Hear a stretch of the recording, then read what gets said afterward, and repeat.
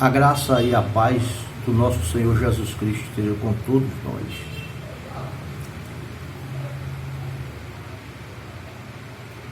Eu quero deixar aqui como meditação Cantares de Salomão, capítulo 4, versículo 16 e capítulo 8, versículo 13. Cantares 4, 16 diz assim: levanta-te, vento norte, vem tu, vento sul, assopra no meu jardim, para que destilem os seus aromas. Entre o meu amado no jardim e coma dos seus frutos excelentes. O capítulo 8, versículo 13, ele nos diz o seguinte: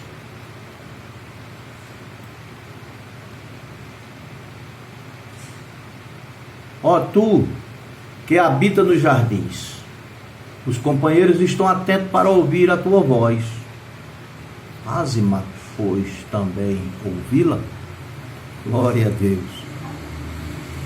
Querido, é tempo de chamar a atenção, principalmente da igreja, em relação a tudo que está acontecendo, que na realidade já nos foi avisado em tempos remotos,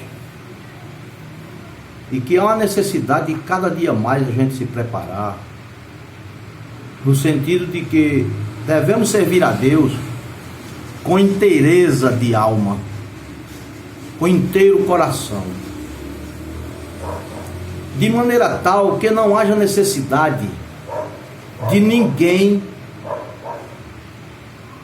de não precisar de ninguém estar junto de alguém para lhe ajudar em alguma coisa. Não temos necessidade.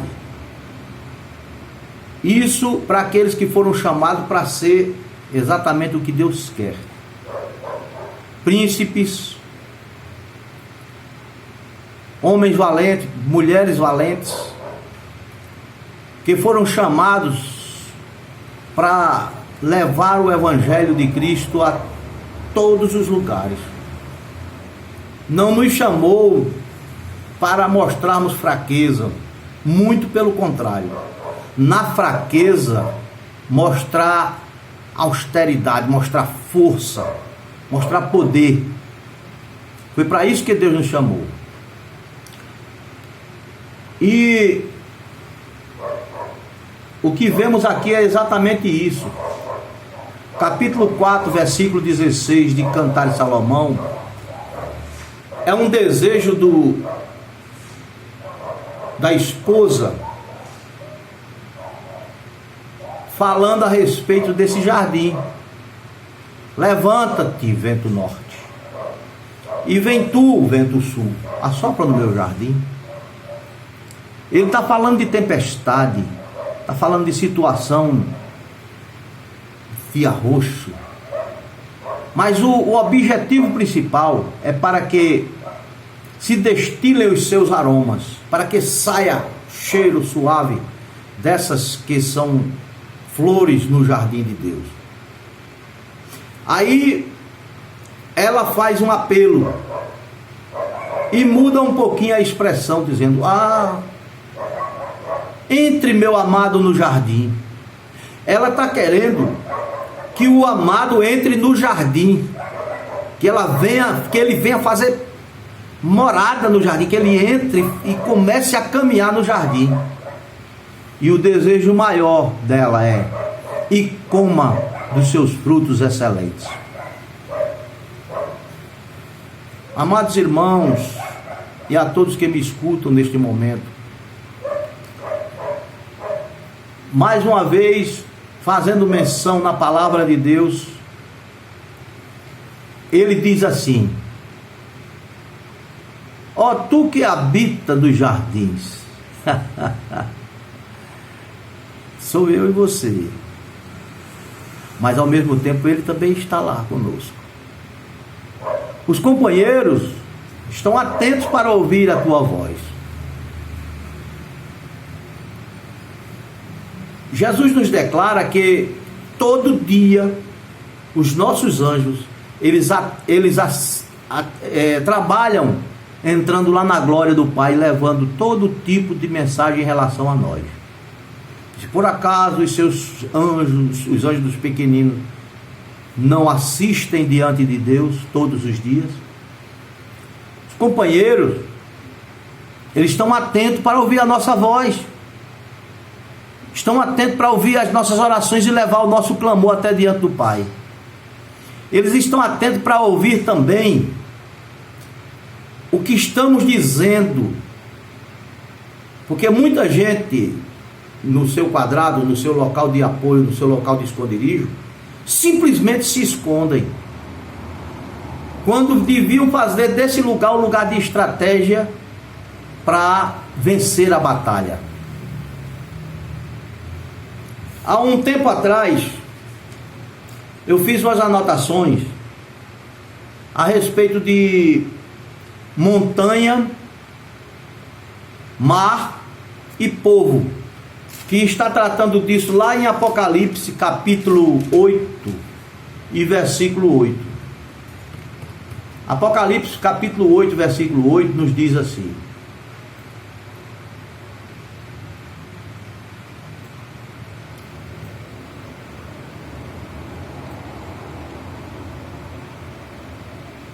e o segundo anjo tocou a trombeta, e foi lançada no mar uma coisa como um grande monte ardendo em fogo, e tornou-se em sangue a terça parte do mar. Frequentemente, esses montes eles representam autoridades, representam poderes, reinos. A gente pode ver isso lá em Isaías 2:2. O mar, normalmente, ele representa povo ou meio de comércio. Isaías 23:2. Ezequiel 27:3.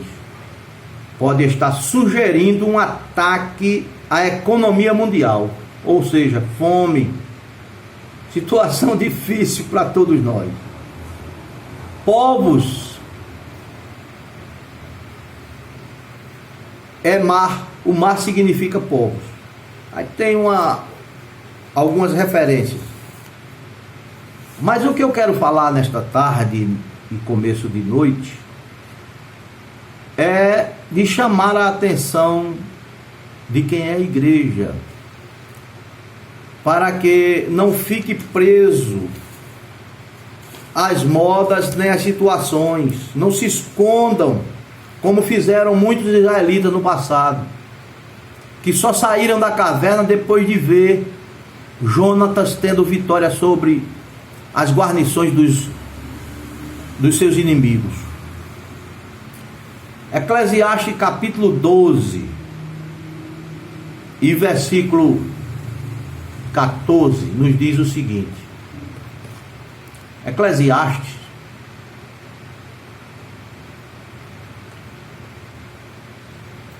capítulo 12, versículo 14 diz assim: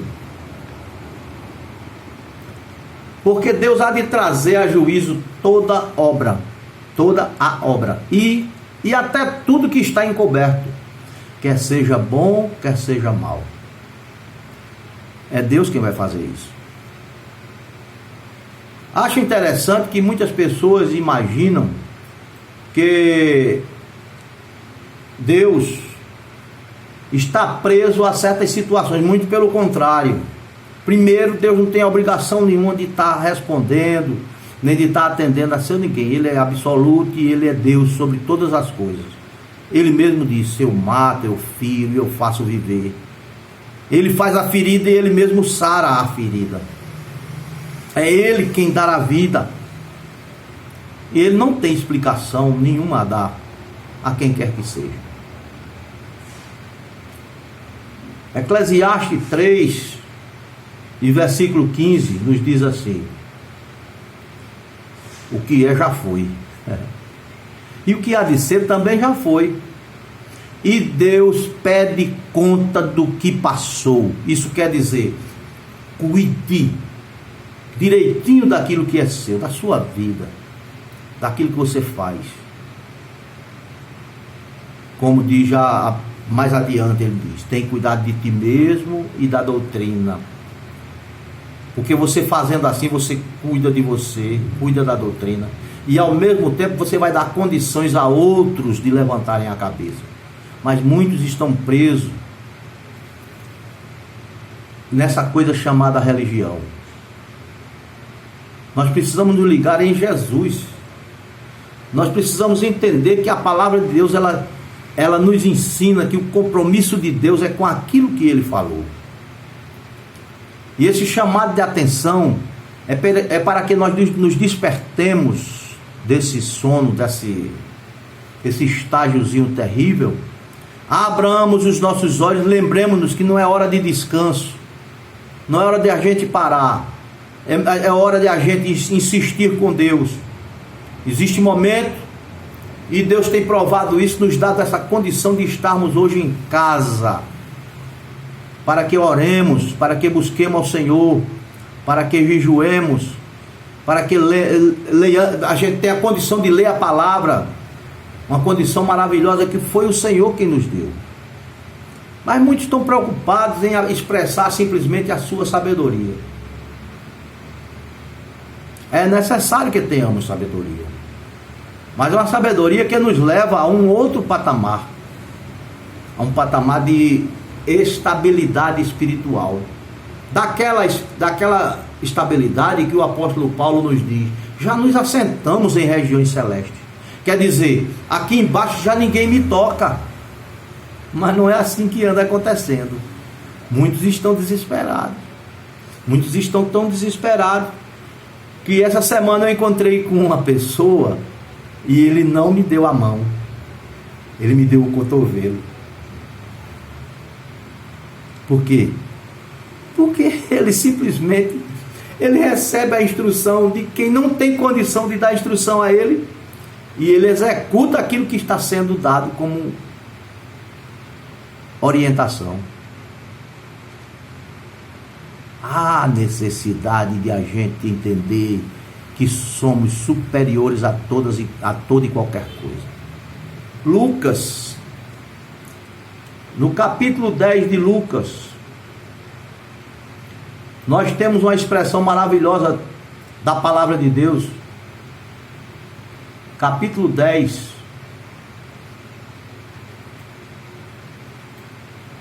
Aleluia, glória a Deus. Que diz assim, versículo 19: eis que vos dou poder para pisar serpente e escorpião, e toda a força do inimigo, e nada vos fará dano algum. A maneira como nós cremos, aí é onde vai estar a situação. Se temos a palavra de Deus simplesmente como um livro profético, como um livro, ou melhor, como um livro poético, como um livro que nos dá histórias maravilhosas, isso realmente é bom. Mas o melhor é você entender que é a palavra de Deus, ou seja, é o próprio Deus falando conosco e dizendo: eu dou poder a você para que você pise serpente e escorpião, e nada vai fazer dano algum a você. Por isso devemos entender que o Salmo 91 não é aquela palavra que deve estar dentro de um livro aberto num determinado lugar para dar suporte. Não, é aquilo que o salmista retratou, dizendo: escondi a tua palavra no meu coração, para eu não pecar contra ti. É essa a orientação que o Senhor nos dá. Outros se enchem de tanto entendimento, mas o espiritual ele deixa de lado. Não acredita no que a palavra de Deus nos ensina. Não acredita na unção pelo óleo. Não acredita na imposição de mãos. Não acredita na oração, porque se acreditasse orava. Não acredita na realidade, não acredita em Deus. A Bíblia, o escritor da carta aos Hebreus, nos diz que aquele que se aproxima de Deus, a primeira coisa que é exigida dele é que ele creia que Deus existe e que é galardoador daqueles que o buscam em verdade. Deus galardoa a quem busca em verdade. Várias expressões tratam de que Deus volta atrás, de que Deus fala uma coisa, depois se arrepende. Olha, não se engana. O que está escrito é que nos dá a garantia do que está escrito, do que ele falou. É ela que nos dá a garantia. E o apóstolo João, no seu livro de João, no capítulo 1, nos diz que o Verbo se fez carne e habitou entre nós. O que era eterno, o que é eterno, aliás, o que é totalmente inacessível, agora ele passou a habitar entre nós. Foi o chamado lá de Cantares de Salomão, do capítulo 4 e versículo 16. Ó tu que habita nos jardins, glória a Deus, ele habita nos jardins, ele está aqui conosco, ele não nos abandonou, mas muitos estão se sentindo abandonados, desprezados. Muito pelo contrário, meu irmão, ele está com você, mas há uma necessidade que você abra sua boca, adore a ele, fale com ele, entenda que ele é Deus de resposta. Jó já nos dizia: ainda que ele me mate, nele eu espero. E eu não vou morrer. O salmista já dizia, e eu também digo a mesma coisa: não morrerei, mas viverei. E verei, vou ver a graça, a glória, o poder de Deus se manifestando no meio do seu povo. Porque ele é superior a todas essas coisas. O salmista nos diz, lá no Salmo 24, que de Deus é a terra e toda a sua plenitude, o mundo e o que nele habita, os que nele habitam. Tudo é dele, tudo foi feito por ele, e ele domina sobre todas as coisas. Não imagine nunca que Deus está perdendo para Satanás, muito pelo contrário, ele está no domínio de todas essas coisas. Vocês imaginam que tudo quanto aconteceu com Israel foi porque simplesmente Israel foi mal? Deus, dentro do projeto dele, usou a maldade do coração daqueles homens no passado, para que hoje nós tivéssemos exemplos como o de Daniel, homem fiel, como também aqueles outros 3 que disseram na frente do rei, da majestade real, do imperador de todo o mundo naquela época: nós não temos que te responder sobre a questão do que fizemos.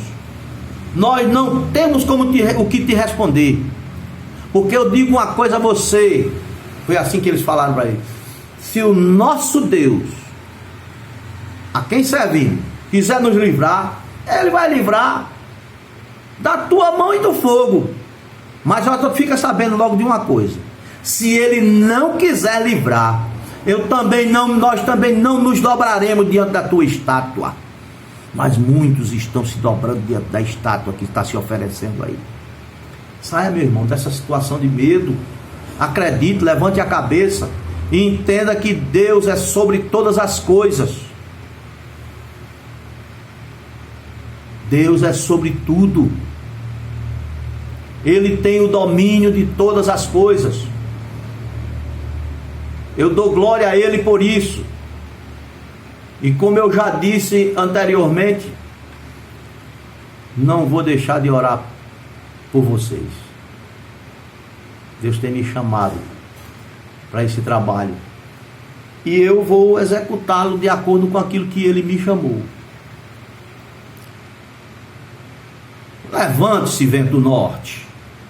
venha tu, vento sul, assopre no meu jardim. Assopre no meu jardim. Para quê? Para que se destile os seus aromas. Aí vem o desejo de quem está sendo cuidado. Entre no meu jardim e coma os seus frutos excelentes. Não vai ser nenhum vírus que vai tirar a minha alegria. Vai ser nenhuma maldade, nenhuma ideia, nenhum prefeito, nenhum governador, nenhum presidente que vai me tirar daquilo que eu acredito. Aconteça o que acontecer, estaremos, estou falando assim porque eu sei que não sou somente eu. Elias achou que estava sozinho, mas Deus falou para ele dizendo o seguinte: ainda tem 7.000 judeus que não dobraram os seus joelhos a Baal. Ainda tem muitos irmãos que não se dobraram a Baal. E confiado nisso, é que eu digo a você: levante a cabeça em nome de Jesus. Vá buscar ao Senhor enquanto se pode achar. Amém? Que Deus nos abençoe.